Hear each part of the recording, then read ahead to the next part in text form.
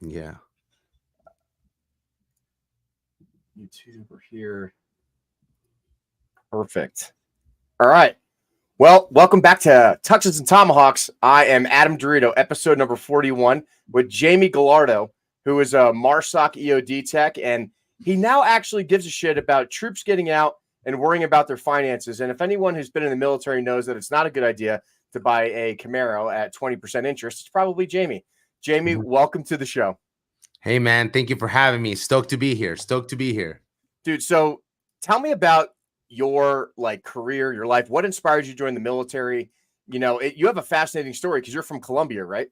I am. I am. So, born in Colombia, raised in Ecuador, Miami, and I've never said it this way, but I could tell that when I first joined the military, I was a bitch. I couldn't figure out my way around the military, fixing trucks, and slowly but surely, I found myself. And I saw some EOD techs in the Philippines, and I was like, I'm gonna do that. To connect it back to my background, my cousin got killed in a car bomb. My uncle used to had their house bombed, and my uncle was captured by the FARC. He was Jesus. basically a POW for a year. Yeah. So you're just living the cocaine 80s life down in Colombia there, huh? Yeah. Like Yeah. all the Magnum PI. Did you just drive around in Corvettes and cigarette speedboats and shit with really short shorts and mustaches? Is that how it goes down I there? wish. I wish. I think if my family has connections to cocaine, they've done a great job to hide it. And they found legitimate ways to make money. But yeah, I was living in Ecuador when all this happened. But whenever I saw these EOD texts and I started connecting things to my family, and I was like, man, like my cousin got killed in a car bomb. Now I'm like want to disarm car bombs, and it's pretty cool. So I think that it was very interesting coming from and I'll say this for anybody in this podcast, take for what it is. I come from a long line of liberals, South American liberals, which I think liberals in other countries have very different views than our view of liberal and Republican. Oh, yeah. Right. But when I told my mom, I'm joining the military. She's like, don't do it. It's bad. But she was thinking of our militaries. Right. Right. But then I joined, and my mom is like, it turned out to be awesome. Right. I'm super stoked to be here. My mom's super proud of my service. But yeah, it's connecting a few things. I realized that it was like, this is really cool. And I'm going to tie one more thing. When I went to SEER school, I called my uncle and I was like, guess what I just did? I did what you did for training. I'm not nearly as hard as you are. And I only did it for 2 weeks. And you did it for a year. Yeah, I just have to torture myself in Series C. It's a good time. So, Yeah. I've met a lot of foreign guys who join the U.S. military. And it's always an inspiring thing listening to guys coming from other countries who want to join the U.S. military and going through that entire process. So, for those guys who listen to my show, what was that process like for you, becoming an American, serving and wearing a uniform? How did you join to go into MARSOC, or did you join regular Marine Corps and then transition to MARSOC? How did that operation go for you?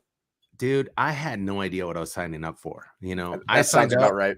Yeah, no clue, right? I have no idea of the military. I had been in the JROTC program. Mm-hmm. It was the Army, but I was still figuring it out. And I'm convinced that my recruiter just caught me just right. I was thinking of joining the Air Guard.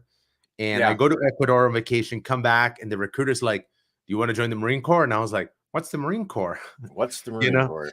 Yeah. And signed me up. They did the questions, and I ended up being a motor T mechanic fixing trucks. So I had no idea. I show up to school, and I remember calling my recruiter, and I was like, dude, you screwed me. He's like, what do you mean I screwed you? I gave you what you wanted. I was like, this sucks. You should have made me an infantryman. Yeah, fixing trucks sucks. It's absolutely terrible. But I think that it all worked out in the long run. He didn't really screw me over. He just gave me what I wanted, and I didn't know what I really wanted. Yeah. So it was quick about figuring my life out, right? And coming I was raised in Miami, mostly Hispanics, coming to, going to Japan with a bunch of redneck dudes fixing trucks. It was a very different, but I started to find myself, and see what I wanted. And when I was in the Philippines, I saw some EOD techs, and I was like, these dudes are so cool. I want to do that. So what EOD techs did you meet? Army EOD, Marine EOD? They were Marine EOD techs with a MEU. Okay. And they were actually the dudes supporting Force Recon. Okay. So, I mean, not that means a whole lot, but they were super. I remember what it was is that they had cool guns. They were really smart, and they were blowing stuff up. And I Yeah, was like, what more could a young guy want? You know what I that's mean? it. I was I want to was blow like, stuff this up. is it. This is what I want to do. I remember a funny story. We were in the Philippines and we had to get evacuated because of typhoon. And I was watching the armory that night. And I remember walking in and I was like, I'm going to go see their guns. And I grabbed it and I was like, whoa, this is really cool. It was a average M4 with an EOTech. And I was like, wow, this is amazing. So That's yeah, actually an EOTech for the Marine Corps, man. It's like, you know, once you start going to different parts of the Marines, they actually have money. yeah, You know what I yeah. mean? Which is And like this was unheard back of. and this was in 2006. So Oh I was wow, like, yeah. whoa, this is so cool. Yeah. So were you an East Coast Marine or West Coast Marine when you went through basic? I'm an East Coast Marine. Oh, that's the right coast. Everyone Yeah, has to the know best that. coast. It's all about the East Coast. Fuck the West Coast. Yeah. I always like to give shit to Marines. I spent a little bit of time in the Marine Corps, so I was over on the Quantico side and Oh, whatever cool. else. Yeah. Cool. Long story behind that, but that doesn't matter. Mhm. Anyway, so all of a sudden you decide I want to be on the coolest side of the Marine Corps, and relatively MARSOC is very new compared to all special operations in the military in general. So you were kind of at the forefront of MARSOC integration into the whole enabling ecosystem. What was that like for you going from a vehicle mechanic and then trying to go into MARSOC and trying out for the Raiders? So it was incredible, right? So I'll give a quick backstory of what inspired me to go there. So I did a combat deployment as an EOD tech, and one of my teammates had been with a trailer platoons, and this dude was like, I mean, if you meet him, he's a teddy bear, but he is a war hero and he was awesome. And I was like, dude, this guy's really cool. I come back and they send an email looking for staff sergeants. So I went to MARSOC in 2012. So MARSOC had been around for 6 years, so still pretty young. And they send the email, and I was like, you know what? Screw it. I literally send an email right back. It's like, I'll try out. I don't know what I'm doing. And dude, I couldn't even lift heavy weights because I didn't know anything. My buddy that was in MARSOC, even to this day, he taught me how to clean and press. And but then I started working out, and I was like, dude, I think I can do this. I showed up to the soft one and I did very well. I showed up super physically prepared. And that's when I realized I'm a really, really good rucker. And it was incredible. Obviously, I had my first, new guy dramas. I'm pretty high energy, which is not, I'm very positive, very high energy, very excited, which in those environments, it clashes. It does. But it does. Yeah. But it worked out. I had a really good time.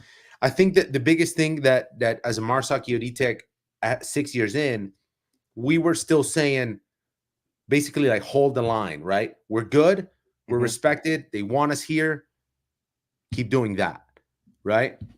So I just kept up with it, and I think I had a really good run, and it was awesome because we oftentimes were one of the more senior guys in the team.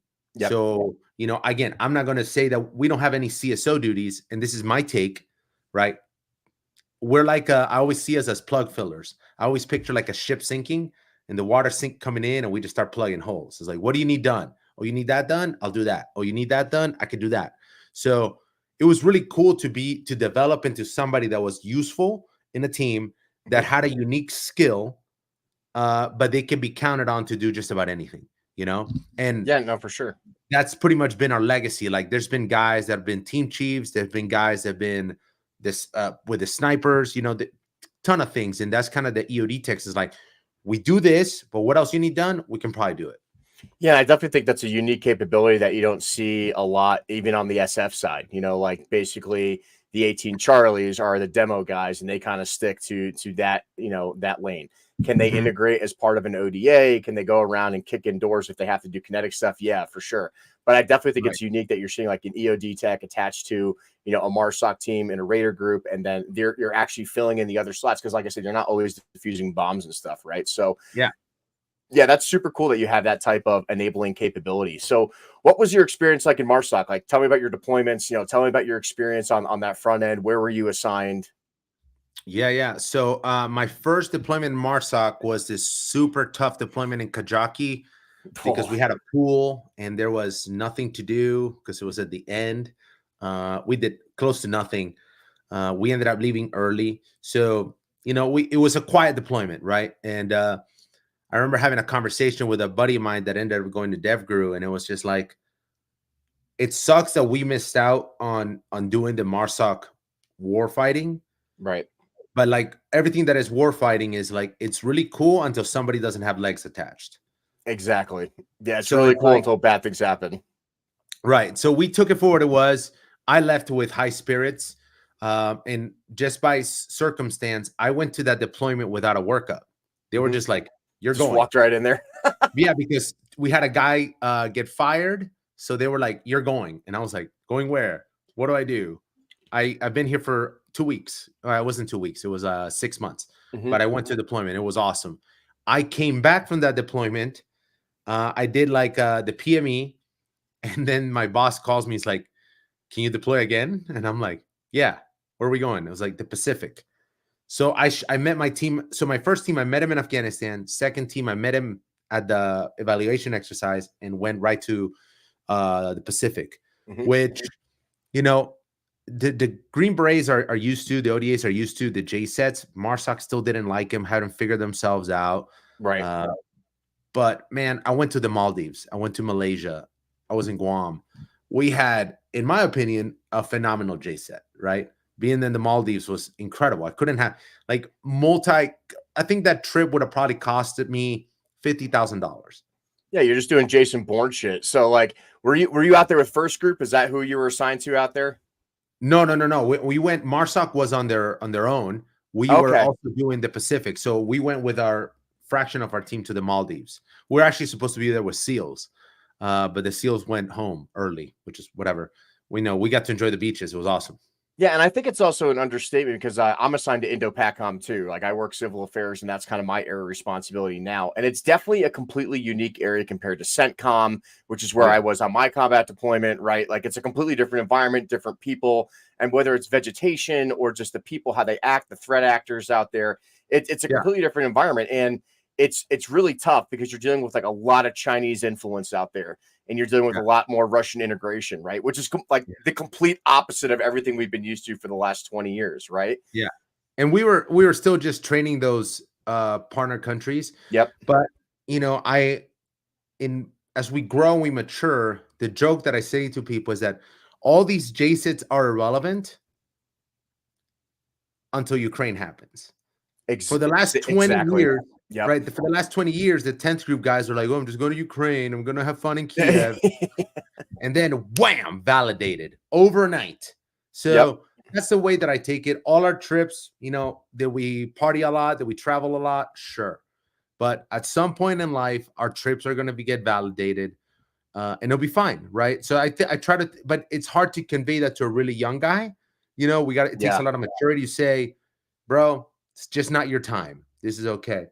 And then after the Pacific, I was supposed to deploy again, and the regimental commander cut 2 EOD techs out of that company for whatever reason. He cut, and ended up being me and my buddy. And I was kind of like, what do I do now? And I heard of a team was going to Mexico.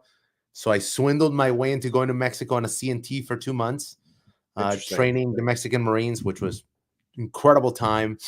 And then from that, it's not a deployment, but I got to do the EOD course with Australian Special Operations Engineer Regiment, which at that those point, guys are fun. The Aussies are a whole different brand of people, right? And at that point, and maybe still, I think I'm the only American to ever go there to do the course. And dude, it was amazing just being in Sydney, and they're in Holsworthy, and do their training, and they're phenomenal. So it was a great experience. So overall, like for non-combat MARSOC experience, just by virtue of life, I had an incredible time. I made the best of it, and it set me up for success for everything else that I've done. No, and I think you put a really good point there. And I know we talked about this offline before we signed on, but like really motivating the young guys too. This is a different type of war we're going to be fighting. You know, we're moving into near peer adversary, you know, conventional operations, getting back to basics, you know, understanding the fundamentals, and then also integrating with partner countries and then doing joint training. That is so important. And a lot of guys are like, oh man, we got to go do this JSET, or we got to go do this integration training, or we have to go do this NATO stuff. And it's like, but this is actually really important to learn how each individual element and each person, what point of value they're going to add to the team and add to the mission. And then all of a sudden, like, you don't know when it's all going to come to a point when we're going to be needed. Right. And I also really appreciate your point on having a positive attitude to this, because you're right. Sometimes it sucks. Sometimes you're out there doing absolutely nothing and you're bored out of your mind, but taking advantage of every single point of training in order to make the max of your career is such an important aspect of having a positive attitude throughout your military career. 100%. And it's hard to convey, right? It is. And it's sometimes we have to realize it in maturity. Hopefully we realize it in the moment. But, you know, there's like, it happened to a good friend of mine. He showed up to MARSOC a year after me and did a ton of combat deployments. Yep. Because he went to the East Coast. What am I going to do? Like, I didn't pick that. I didn't avoid them, right? I sought them out just as much as the other guy, but it just didn't happen. So no fuzz, right? And if we take that mindset of like, okay, you can control what you can control. You can't control your deployments, then great. You know, find something good to do. And man, I had a really good time.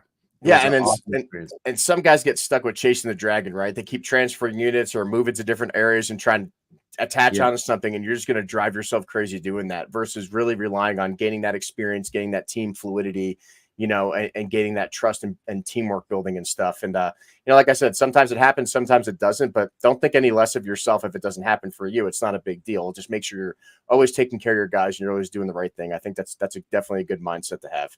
For sure. For sure. Yeah. So talk to me about like everything post MARSOC. So you're just about to get ready to leave, and then you start changing your mindset on what you want to do with your civilian life. And I think this is a really important conversation to have, because most guys, especially guys like you who are operators with, like, you know, the Raider Battalion, like, what the hell do I do now? I'm getting out. I'm a badass. I do all this cool stuff. EOD tech. What kind of value can I add to my life after this? Because like I said, unfortunately, it's going to come for everybody. There's going to be a point in time for all of us where we hang up the uniform and we're done, you know? So how did you change your mindset to having a positive attitude going into the civilian world? So, for that matter, I'm still in. I think that I'm in the SOCOM fellowship right now. Right. For me, it was, as a matter of fact, I'm gonna have to stop for a second while we chat here, because somebody's gonna call me out. I just realized my flag is on backwards. So check this out, guys. This is what happens. If you're not perfect, you take a second and you fix it. It's all right. We're going to let him fix his flag. I have the flag. I just realized it was on backwards. It fell off last night. So now I think it's right now. So cool. Now we are. No, it was right. Okay, cool. Look at that, guys. You see, I'm trying to figure this out. I'm trying to see how you guys see it. All right. Now we can get back to it. It was right. Dude, that's so important, right?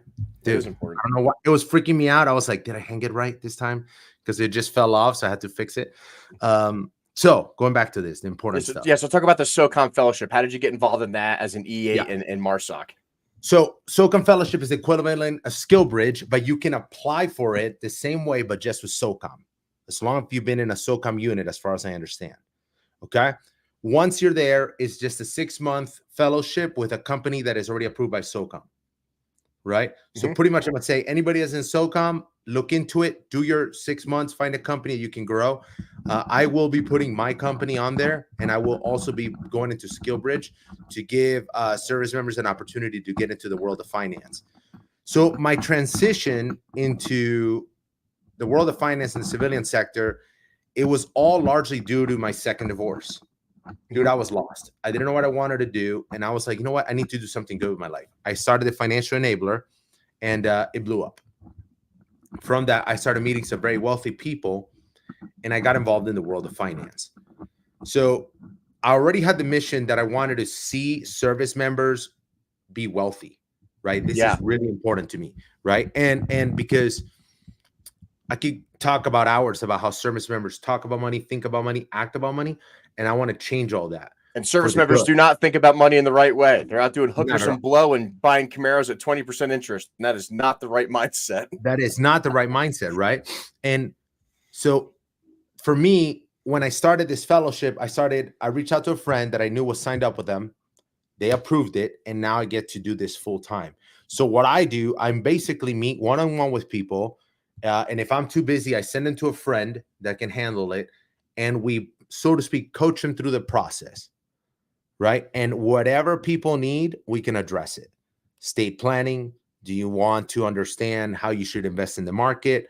Do you think you have your 401k sucks? Do you think that your life insurance is set up right? Whatever, right? We can set it up correctly. That way people understand. Because what I do, and this is very easy, is like, not only do I show people how to do it right, if they have something wrong, I can show them what's wrong with it. No, and those are such important skills to have, because I don't think a lot of service members understand any of those things.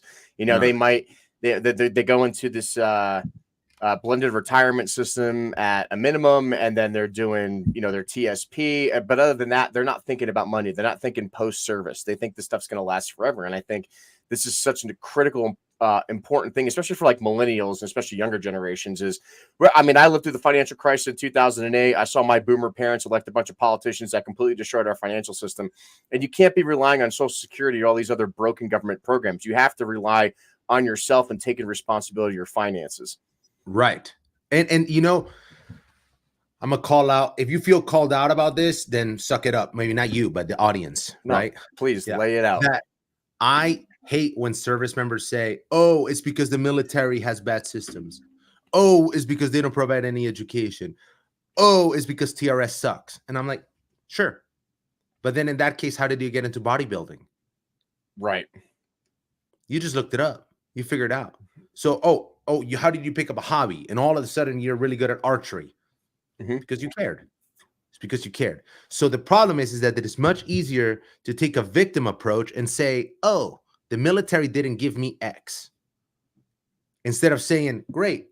And this is what my retort to them is, brother, the military is here to win wars. They're not here to make you financially sound. Absolutely not. That is your problem. Exactly. Right? And as a matter of fact, they ignore the fact that, bro, our system, the military, is excellent when it comes to this. Our TSP is probably the best one I've ever seen. There isn't a 401k that is as streamlined as that, right? We have a pretty solid group life insurance. We have incredible medical benefits, right? When you compare them to the masses, right? Obviously, there's better healthcare programs, but it's pretty good. And we get tax-free housing.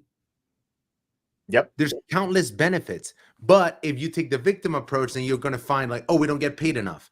Well, do an actual calculation of your cost of living and the benefits, where they add up, and you get paid pretty well. But it's just take the victim approach, right? So if we take that ownership, we can actually use a lot of these things to jumpstart our careers and jumpstart our life, you know? No, I understand that. So how do you start having that conversation with people? Like, how do you start making people care? How do you start making people understand that their financial well-being is completely up to them? And then what tools, you as a financial enabler now, what tools do you help provide them to help them understand those processes? So the first thing, man, is mindset, right? But to get into the conversation, that's why I use Instagram. If I put out just massive amounts of, well, not massive, I put a lot of information on Instagram, and I just started a school. Have you ever heard of SKOOL? No, I haven't. I just created a school that I'm going to start putting courses. So I just put out information out there so that people can feel, okay, this is valid. And then they can create questions. So once I'm talking to somebody, the single most important thing is, what do you want out of life? Because a lot of people say, oh, I want to be comfortable. I was like, no, you don't. If not, you wouldn't have joined the military. Oh, I want to be stable. No, you don't. Because if you're stable, at any moment you could die, right? So what do you really want? So I ask them to extract what they really want out of life, right? For their kids, for their family. And then once we know that, now we can go get it. The analogy that I give to a lot of people is, a ship without direction has no favorable wind. It's a good analogy. Right? And people are like, I want to retire and live an excellent life. What does that mean to you? Yeah, what does that mean to you? That doesn't mean anything to you until you actually put it. And then the cheesy part is, have you ever seen the motivational speakers on YouTube? Oh, yeah. Plenty of them. Right. My question now to people is, are those people lying to us, or you just don't believe it? Right. And then as I started peeling the onion on all these people, and I have some books right next to me that corroborate this, is that they're not lying to us. We just feel that we are too good and we don't receive it, which then at that point, we're putting a block from all the knowledge that is actually being put out, right? And I'm not saying all the motivational speakers. I'm sure there's guys that suck, right? But a lot of those information, it all starts, and I like throwing out this book every time, is this book, Think and Grow Rich, which was actually done as a research project on Thomas Edison, Henry Ford, all these guys. So if we start taking this and we apply, like, where do I want to go? Cool. I want my kids to go to college. What college? What do you want them to study? What do you want them to do? Well, I want my wife to not work. Cool. How much does that cost you? Can you actually afford it? So we start peeling the onion, and I was like, okay, this is what you really want. Now let's go get it. Right? It's defining those goals and then coming up with a map, like your land nav, right? Coming up with a map, plotting your points and getting there. And getting to those points isn't always going to be easy. It's not always going to be a straight line. But coming up with a strategy is super important. I think that's where a lot of service members get lost, is like, what is my strategy to get there? It's like, oh, I want a house. I want to have kids. I want to do this. I want to retire. Okay, well, that sounds great, but you still have to come up with a strategy to forge that path. Yeah. And to what you just said, a quote I just saw last night that happens to be from a mentor's mentor is that he said that I'm not telling you it's going to be easy. I'm telling you it's going to be worth it. Exactly. Yep. And I can corroborate about 90% of the world of finance to the military. And it's like, people want to be wealthy, but they don't want to put the work. That is the same thing as saying, I want to be a Green Beret and never training. Yeah, that's what SFAB does. Right. It's what FAB, that's what the Brown Berets do. Like, I'm SF. I just don't go through selection. Exactly. Right. So it's like, sorry, SFAB. Got him. If you want to do something, just do it. It's that easy. But people rather take a victim approach, put the responsibility on somebody else other than self, instead of just owning up, So I really put a lot of stock in that and how you think about money, not only the making money. No, I agree. So what do you think is like the top things that people think wrongly about money? Like, what do you think is like the biggest roadblocks that people face when it comes to thinking about money off the end? Wealthy people are bad. There's not enough money in this world. And I wish I had a better start. So yeah, especially as a guy coming from Colombia, like, talk about that mindset transition coming in as an American MARSOC and then doing this and trying to teach that and overriding this American mindset. And like I said, I encourage a lot of people to join the military, even if it's a 2-year contract, just because going to see the world and understanding how everything operates outside of the United States is so important to having gratitude for where you come from. But I think we take it for granted about being an American, and understand that we have so much opportunity here and we just don't enable ourselves to take advantage of those opportunities. 100%. I always say to my meetings, there's no such thing as a Colombian dream. There's no French dream. There's no British dream. There's an American dream. That's a great point. It's only an American dream. And are people achieving the American dream? Yes. People are actually achieving the American dream at a faster rate nowadays than they have in the past. But if we say the wealthier bad people, there's not enough money. Oh, I wish my family was wealthy. I didn't have a good start. Then of course you're never going to make it. But if you start looking at a lot of the wealthy people, there's so many of them that came from nothing. I know, one of the guys that I know, he makes $2 million a year. He's an Iranian immigrant that's for a while, he was taking showers in Taco Bell. Like, how do you go from that to a multimillionaire, a U.S. citizen? Like, he figured it out. Yeah. And it's possible for anybody. But it's kind of like having that. And I know I saw some things on your Instagram, about like Dave Ramsey in general, but like he kind of just lays it out, like being a dick about it, like beans and rice, motherfucker. And the only time I should ever see you in a restaurant is if you're working there. And it's like, Americans just can't get over that. I always see guys going out to the bar, going to have drinks, going out to dinner every other night. I'm like, do you have any idea how much money that is? Going to Starbucks for your $5-6 cup of coffee, like little stupid shit like that can save you so much money. And that's just changing a small aspect of your life. And I'll tell you what's blown my mind about the wealthy is how frugal they are. And exactly. I always like giving this analogy to people. So the same guy, $2 million, he wants a Ferrari. And of course he can afford it. He can literally go swipe a credit card right now if he wanted to. Yep. But he told himself he won't buy it until he can afford to pay for it in 1 month of income. Exactly. Yep. Which is $500,000 in 1 month is a huge achievement. The point that I'm making with this is that I don't know a single friend that could afford a Honda Civic with that idea. Yeah, I mean, what do you think the average is? Like, most Americans don't even have like $1,000 of free cash in their savings account now. How are you surviving? I mean, rent's at least 2 to 3 times that nowadays, never mind mortgages, you know? Right. And people don't have, to that exact point, they cannot afford a Civic in 1 month's pay, which is okay. I'm not saying that you have to do what that guy does, right? That's not what I'm saying. But if you're going to go buy a car and all you can afford is a Hyundai, you should not go be buying a Raptor. But people are in a hurry to get in a Raptor into a Mustang. What are you doing? I don't understand that. Like, it doesn't make any sense to me. And also, like, why do you have to go out and buy a new car? Go out, like, all my cars are like 10 years old, all of them. You know why? Because they work and I just take care of them. You know what I mean? And they're paid off, and I don't have a car payment. You know what I mean? And to your point, right? For example, I cannot stand used cars because I despise maintenance. Part of me being a Motor T mechanic. That's actually kind of funny. Dude, I hate it. I refuse to take my car. That's why you buy a Toyota, because you never have to do any maintenance on it. You just run that thing to the ground. It's like, I hate the idea of having to take it to get repaired. I hate it. So I like new cars because I have to deal with a lot less bullshit. But I've made sure that I'm cost effective with the car that I have. Sure. So, like, to your point, you got to find what you need to do.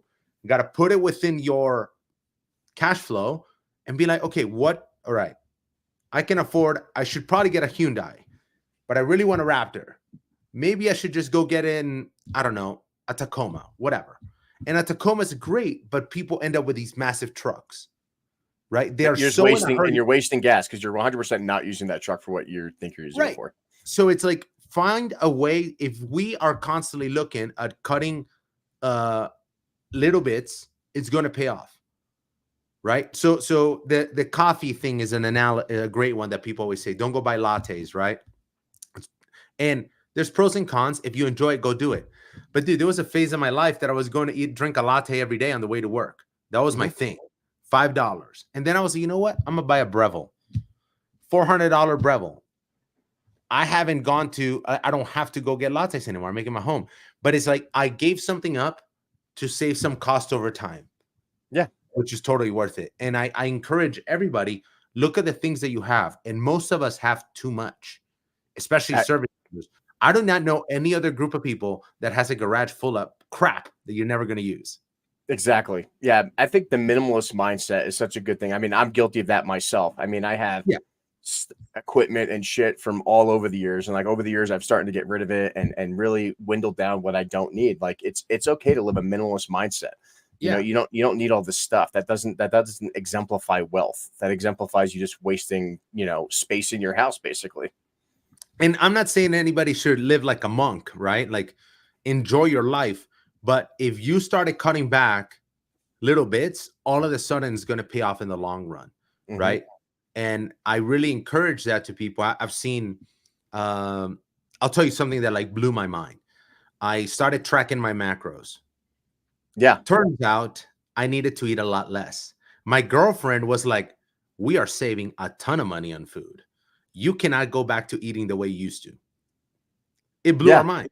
It blew our minds how much money I was overeating, right? And it was something simple so that, it's just, I'm not telling anybody to do what I do, but I'm telling you to reassess your expenditure and see if you can save some money and use this money to take care of yourself in the future, which is the analogy that I give to people is that somebody's got to get screwed over. You get to pick. Either you get screwed over or future you get screwed over. You pick. That's simple. Yeah, and I think you're right about the food part. Americans eat way too much freaking food. I think anyone who's spent time overseas knows that people live on like a third of what we eat every day at a minimum. Oh, yeah. You know what I mean? And actually, that's one of the things I started going like a little bit of self-sustainable farming. Like I have my own chickens. I have eggs. I grow my own vegetables during the spring and the summer and stuff. And it's just like, just eat simple food. Like I don't need any of my eggs, rice, chicken, vegetables. Like I don't need that much. And that's even and like maybe some protein supplements for working out and stuff. Like, You don't need to be eating all this extra food and all this extra stuff all the time. I understand holidays and everything like that, but like I said, Yeah, cutting food costs is a really great way to finalize and streamline your budget as well. 100%. And if you eat, let's say somebody just cut back 1% of the junk food that they buy, but then they were able to cut back 2% elsewhere and 3% elsewhere, and then you use the right credit cards to make 3% back. All of a sudden, the savings stack up. Absolutely. And they stack up quick. Dude, I with my high yield savings account, it hasn't gone down in months. I'm like at the same spot in months because I figured out the flow and the system, and my girlfriend and I are still traveling because we're still making money in our money. And so I teach all these things to people so that they can get to their exceptional life. I don't want them to live my exceptional life. I want them to live their own. And it's totally doable. So going off this list that you're making about things that people should think about, what do you think of your, I don't know, your top 10, top 5, top 3? What do you think are some of the things that you teach as the financial enabler to these service members or whoever else who wants to get on the good financial path? What are the top things that you address to people to get on the right track with their finances, how to take control of their budget, and how to live a more simple, minimalistic life? Okay, so normally I do an assessment, right? So I first look at their expenses, and then I ask them, what can you cut back on? Do you really need Hulu, Netflix, Spotify, Paramount, whatever? Maybe cut back. Great. Do you have the American Express? Use that. You'll save some money. So the first thing is looking at your expenses and figure out where you can cut some dollars. Once you do that, big win. If they have debt, I have basically a debt flow chart. Is apply these things. Either you got to start with avalanche or snowball. If you're really in a really bad place, do the Relief Society loans. Can you do a consolidation into a car loan? Can you do a balance transfer? Dude, I use credit cards to pay for my mortgage. I just grab the balance transfer and I transfer it 10 grand at 0%. Piece of cake. But you have to have good credit. So I teach them that. Once we've addressed debt, right? Then I go into saving and investing. The issue is that so many people are focused on paying for debt and they're ignoring the time value of money. This is the That's analogy. actually good. That's a good point that a lot of people don't talk about. Is, you know, because I've heard about the debt snowball from Dave Ramsey, you know, pay off your smallest credit cards first, work your way up. And that's good. But I think one thing he doesn't really talk about a lot is the time value of money. So I'm really glad you're talking about this. And for that matter, I actually don't like Dave Ramsey as a whole. He's got good concepts, but not as a whole. Yeah. So the analogy I give to people with cars is, have you ever heard anybody say, man, I'm just trying to pay for my truck or my car? Yeah, I have. Think about what they're saying. I can't wait to go from in debt to broke. That's a good point. That's great. Really you paid off your truck. You're broke. You do not have assets. So we got to start investing. So when I go to saving and investing, the first thing I do, and I like this methodology, I use 2 high yield savings accounts instead of a checking account. So you got to apply that. Actually, can I show you? Am I able to present something? I think you can. Yeah, I think you could do share screen. Oh man, I'm gonna talk about this in a second. This is my money maker. So then we start saving, and then we can look at investing in the future, right? Investing it comes down to principles. It's not about day trading. So this is how I see. Let me see. How can I put it here? I'm gonna try to present this because I think you hit present. Yep. Oh, share screen. There we go. Don't show this. Share screen and window. Boom. There you go, guys. Can you see that? I'm gonna put it up here. Add to state. There we go. There you go. So this is my methodology on what you should be doing with your money. So please read it, Adam, and you answer this question for me if you can. Sure. Financial maneuver elements: infantry, taxable investments, stocks, ETFs, crypto, metals, special operations, Roth, fires, real estate, medevac, term insurance, medevac with QRF, permanent insurance, logistics, savings accounts, and spending accounts. Would you go to war with just 2 of these? No. I would not go to war with just 2 of those. No, not even just 4 of those. You need all of them. You need all of them, right? So, and I wanted you to read it because that's how it has the impact. So if you're just listening to this, I can send you this slide that I made. But the idea is if you're able to do this, now your infantry is doing its part. Your SOF is doing its part. Your fires is doing its part. And when you have a bad day, your medevacs are bailing you out. And you got to make sure your logistics are sorted out. So I'll tell you, the first thing that I address, Navy Fed and USAA, Front Wave, whatever, they suck. They're terrible for banking. And explain that, because a lot of service members have USAA or Navy Federal. Yeah. Explain why they're terrible. Well, right now, the interest rates are pretty high. Why would you get 0.25% on your money when you can get 4.6? Exactly. Simple. And then people say, it's like, well, that's not enough of a gain. I'd rather invest it. I'm like, you're right. But how much money you're keeping in your checking and savings account? 3 months expenses. What if those 3 months, what's growing at a 4.6%? Could you invest more? Yes. So it starts with that. People are trying to make massive moves and they forget about military strategy. There's strategic, operational, and tactical, right? Those are the three playing fields. Maybe you saw going from Navy Fed, USA, Front Wave into a high yield savings account, which might prefer to SoFi, say SoFi, Ally, M1, Amex, whatever, is a tactical decision. Small wins that then compound and affect to the strategic. Yeah, right? no, for sure. And I include in the logistics, high yield savings accounts, proper credit card use, building your credit, which allows you, if you're making more money, then you can buy more stocks. You can maybe max out your Roth. You can use your TSP correctly. You can go get permanent insurance because while you're in, you don't need term insurance. You maybe don't, but then when you get out, you have to get it. All these other things start compounding. But the longer that we delay to start doing these things, the worse it gets. No, I completely agree. Those are some really good points. Is those high yield, savings accounts, checking accounts, things like that. Not just getting a bank account for the sake of having a bank account, but thinking strategically about your money, because pennies add up, man. Yeah. So what I do, for example, for me, I have 2 high yield savings accounts. I have SoFi, where my direct deposit goes into, and all my bills are paid from there. I have 1 month, 1.5 months income there. Then I have another one, which is I use M1 Finance, growing at a 5% when I have another month and a half income. So this one, the M1 will keep up with my pay raises. The other one constantly fluctuates, but my interest rate payments pay for something. Let's say you make $20 in interest.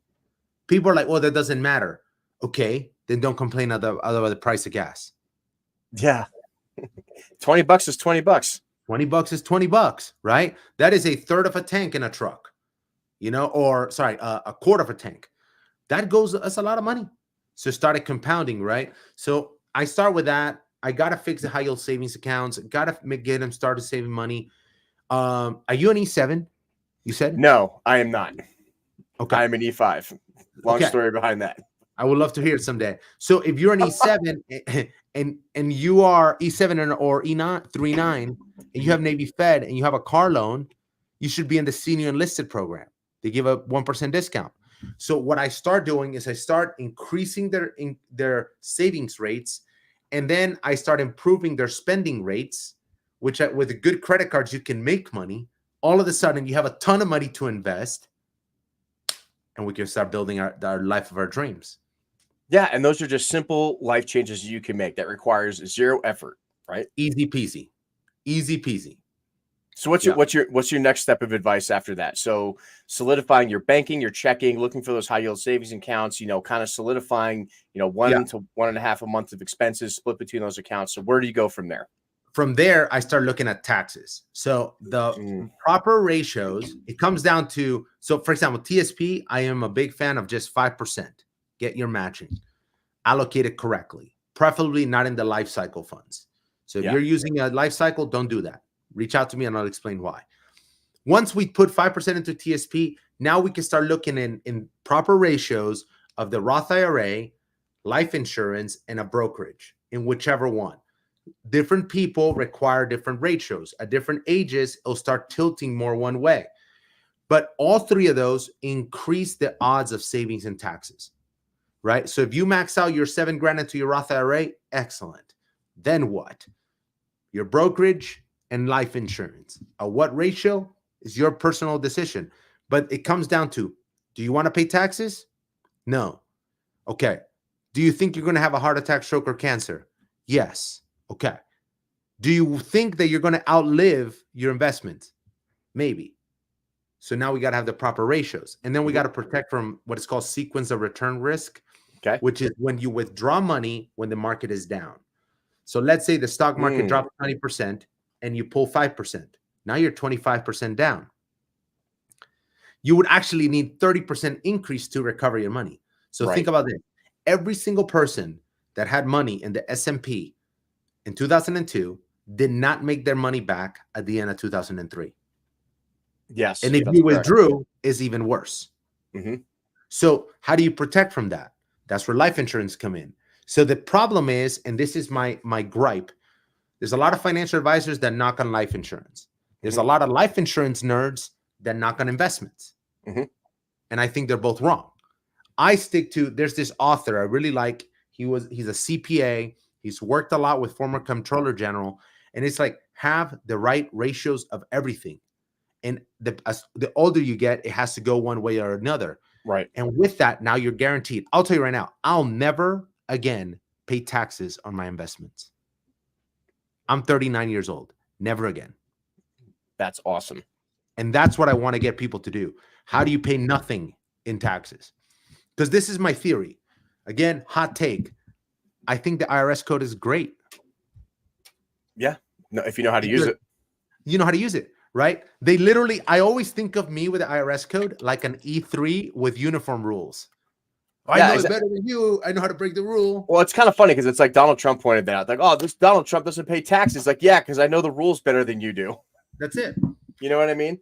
I mean, like I even have an LLC, right? So like knowing how to use your LLC properly, writing off expenses, using your house as your office, right? Registering your cars as company vehicles. Like, you know what I mean? There's ways to do it. Dude, and with my business, I'm like, what if people could write off taking leave? Write it off. Use it right. Use the code right. So then now you're offsetting your taxes on your sorry, you can start a business, you can write off a bunch of stuff. Then you can start getting real estate, which allows you to offset your W-2 income. And then you start putting your money in the right places, in the right ratios, and you'll never again pay taxes. And if you make too much money, then fine, pay the taxes, but do everything in your power. And this is really the hot take. I personally believe that if every single American started using the tax code better, the tax code would have to change and screw us all equally. I agree. Right now, there's a disparity. People say, screw the rich, but then the rich affect jobs. Great. Nobody's going to say, screw the poor, even though the poor pay a lot of taxes per their income. So if we all increase our knowledge base and we all started paying less in taxes, the IRS would say, hey, Rich, sorry, we have to fix this. Less tax breaks. But until it has to be an equal thing across the board. It cannot target anybody because there's other reactions in economics, right? But if all of a sudden right now they got rid of the home office exemption, overnight we would have more dollars. But the only way that happens is if we're all using it. Right. We show a problem. Yeah, exactly. Right? And I think most people are just financially illiterate, right? They, or they don't know. I mean, like I personally, I hire a CPA. Like I do my own taxes. I get the rough cuts of it in there, but then I pay somebody to get all those things that I don't understand, and I read a lot as much as I can because there's nothing wrong with using the law to benefit your own finances. And it just aggravates me that people don't take advantage of that. And they go, oh man, I got to pay like $10,000 in taxes this year. It's like, why? You know what I mean? Like, why are you doing that? And they just go, well, that's just what it is. And I just go, no, that's not what it is. Like, why are you not using the systems that are in place to benefit yourself? I mean, everyone else uses it. All members of Congress use it, but like I said, it's just being financially literate. And like you said, just like you said about archery or anything else, is you have to care about your own finances and be motivated to learn those things in order to benefit from them. Right. Exactly. And that's why, to that same point, I always use bodybuilding, right? Because kids join the military, all of a sudden they get really into bodybuilding and they figure it out. So what do? They go to a coach. You pay for a coach and then you pay for meal planning.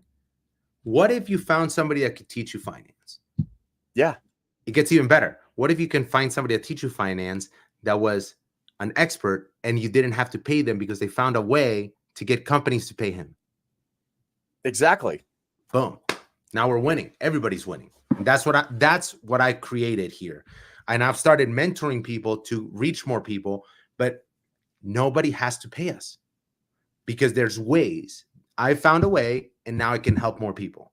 So what is that way, Jamie? How do people get involved with you? How do they reach out to you? How do they start this process for themselves?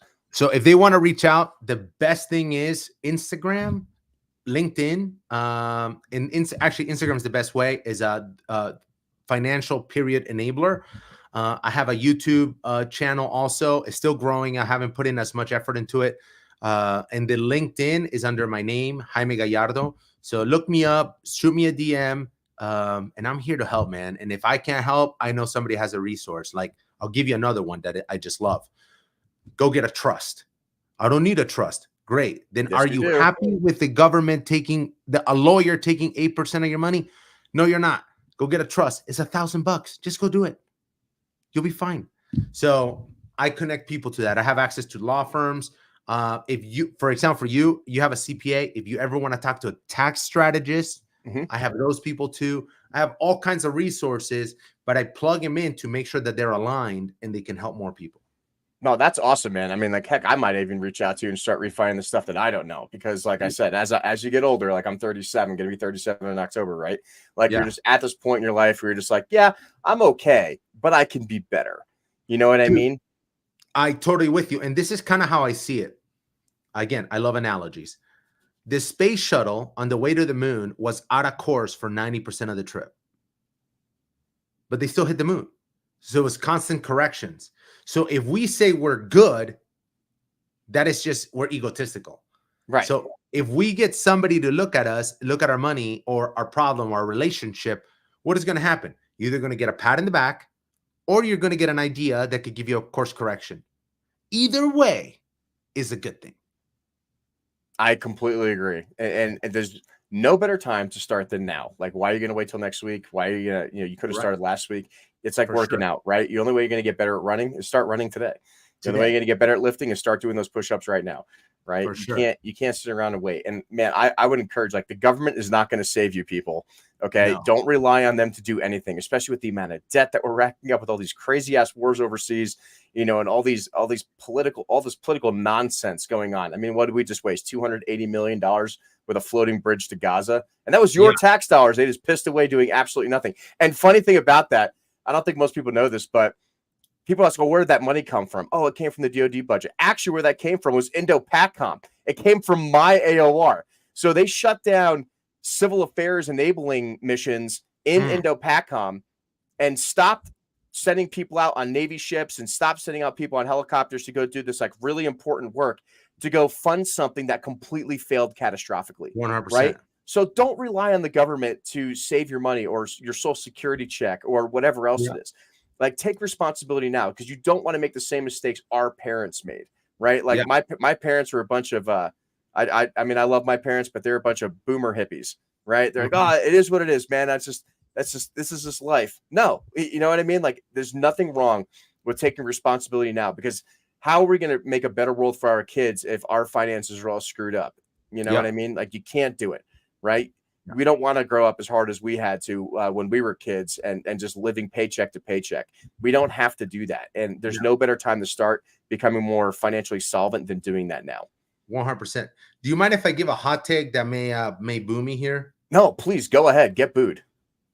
I'm going to ask you a question, if you mind playing along with this. Let's go. Do you believe service members love freedom?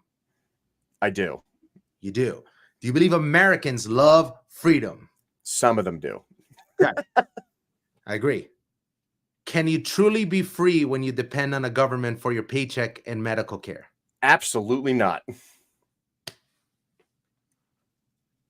I hate to say it, guys. If you are so stoked for your pension and you're like, can't wait to get your disability check, you're not free, bro.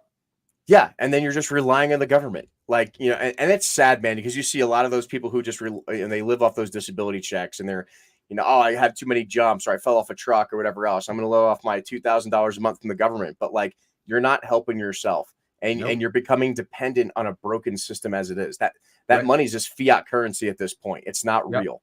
And all these people that do that, like, if you got a $3,000 check, if you're a veteran right now getting your disability and pension and you have a good job, see that as your opportunity to jumpstart your wealth, but stop depending on it. It's exactly. like, just say, and all I'm saying, I'm not saying don't go get it. I'm saying don't depend on it. Because I agree. And it gives you some freedom that you're like, cool, I'm gonna get this $4,000. I'm gonna invest it. So let's say they get rid of it, just don't depend on it, right? But build your wealth or give yourself some experiences with your kids. But if you say, I need this money, or, oh man, I'm so glad I have this because I need it, or is the only way I can afford X, you're wrong. Yeah, I mean, and there's exceptions to that. Like, yeah, if you were in an IED attack, both your legs are gone and you can't work and stuff, like, all right, there's 100%. There's going to be adjustments to that. But for example, one of my good friends, he has disability, and his disability only goes to his real estate investments, and he owns like 2 houses right now, and he rents out one of them, right? And he's my age, right? So he's using that disability money to build wealth. And he still has a job, and he's still contributing to society and not relying on the government, but taking advantage of his time in service. And, that's another thing I felt bad about it in the beginning parts, because I'm going through that process now, because I have a bunch of injuries from jumping out of planes like an idiot. But there's nothing wrong with accepting what's owed to you. Right. Yeah. You know what I mean? Like some guys, like, am I missing legs and arms? No. But do I have spinal compression? Do my knees not work as great as they do anymore? Yeah, for sure. So you want to know what? I'm going to take that. I'm going to take that money if I can, because it's just extra income. And it's basically free money because of my 14 years of time in service. Right. 100%. So why would I not take advantage of that? So you look for those little things, like you're saving a couple percent by, making a more minimalist lifestyle, but then you're also taking advantage of the money that's owed to you from your time in service. And there's nothing wrong with doing that to build generational wealth. Nothing wrong. And I encourage everybody to build that generational wealth, right? Be the one that changes that in your life and find your freedom. I'm all about that. Let's actually live free and not depend. No, that's great. Jaime, any other closing thoughts you have about your amazing business you started, your time in service, and anything else you'd like to mention to people before we head out today? Really easy. Somebody asked me this recently. If you want to build wealth, comes down to a few things. First one's cliche, invest in yourself. So read more, find mentorship. And second thing, start now. If you just read more and you start now, you'll be fine. Doesn't matter what you do. If you just read more and start now, you'll be fine. No, that's great. And I want to stay in contact with you. I'd like to help get you on some other podcasts and stuff like this. I want to become more financially solvent. I'm not the best guy at this, but it's great. I want to utilize this networking and connections, because building relationships is so important in life. So remember, guys, go out there, go to financial.enabler on Instagram, reach out to Jaime, start your financial solvency now. I'm so glad I had this conversation, because I think it's a conversation that people don't like to have. People don't like to talk about money. Right. Nope. But unfortunately, we live in a society that I'm not trading ammunition and food in a civil war. So I better start taking care of my finances now. Right. Yeah. I'm about to do a reel about guns, because my hot take is, again, I guess I'm full of hot takes, is that I'm all about guns. Go buy your guns. But there's a point that you need to take care of your future, assuming that the Holocaust doesn't happen. Do you need 21 different types of assault rifles? Probably not. No. Probably not. Get good on the one platform that you have, maybe in another chambered ammo in case the Chinese invade. But other than that, I'm all about that. Yeah. Have I think I did it with my buddy. I came up that my max amount of guns is 20. That's only because I said 2 per series of calibers. But dude, I know somebody that has 50 guns, and I was like, what are you gonna do with all those? You're terrible at 60 at all 50 of them. Yeah, you can't shoot one of them. You never mind 50 of them, right? Yeah, exactly. No, so Jaime, thank you so much for coming on the podcast today. I really enjoyed this conversation. I'm glad we're like good friends now. I'm glad Nick got to introduce us. I'm super excited about it. And guys, get out there right now. Go on Instagram, get the financial.enabler, get in contact with Jaime. Start your financial solvency now. I can't encourage that more, especially we can't rely on the government. We can't rely on Social Security, but we can rely on ourselves. Let's go. Let's go, man. This was awesome. Thank you so much for having me. No, thank you. Yeah. Okay, we'll just make sure.